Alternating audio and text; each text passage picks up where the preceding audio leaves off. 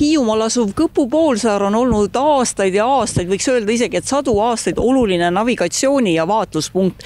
Nüüd on siia minu selja taha lisandumas veel üks strateegiline objekt, radar, mis võimaldab veelgi paremini jälgida Eesti õhuruumi ja ka Läänemerd.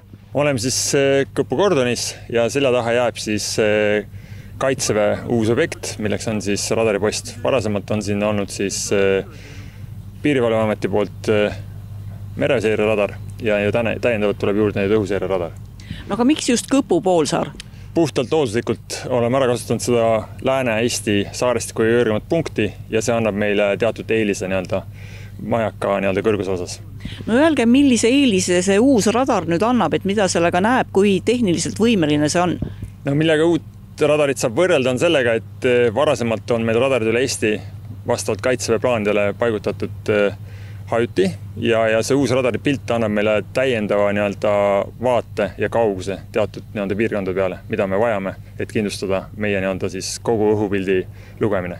Radarposti nähtavus ulatub igas suunas üle Eesti piiride ja kui Hiiumaal võimas õhuseire radar tööle hakkab, suudab ta tuvastada isegi 500 kilomeetri kaugusel lendava lennuki. See annab meile täiendavalt juurde siis lisakatet, mida me vajame ühes või teises suunas.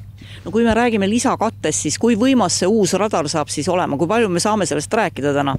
No sellest väga palju rääkida ei saa, et see ei ole koht, kus me saaksime need numbrid täpselt teile avaldada. See suurendab turvalisust nii Eestis tervikuna kui Hiiumaal ja Riigi Kaitseinvesteeringute Keskuse suunas ma saan öelda ainult kiidusõnu, et seda projekti ja protsessi on väga hästi veetud, nii valda kui kohalikke on algusest peale kaasatud, et meil on Eestis neid näiteid, kus on tekkinud kaitseinvesteeringutest tüli, et siin on ta läinud küll väga rahumeelselt ja selliselt kahepoolselt või mitmepoolselt üksteist mõistes, et miks seda vaja on ja kuidas me seda teeme. Ma saan lähielanike muredest aru, kes on siis küsinud seal, et kas see mõjutab kuidagi nende elu või elukvaliteeti.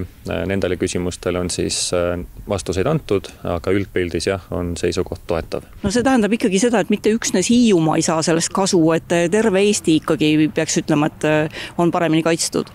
Just olen ka nii aru saanud sellest.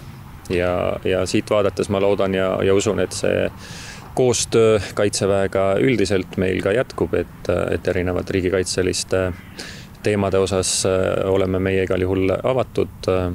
Kõpu radar ei jää ilmselt viimaseks militaarobjektiks Hiiumaal. Saarel on praegu kaitsejõududel 2 mereseire radarit, üks Kõpus ja teine Tahkunas. Kõnealune uus õhuseireobjekt saab töövalmis 2026. aasta suvel.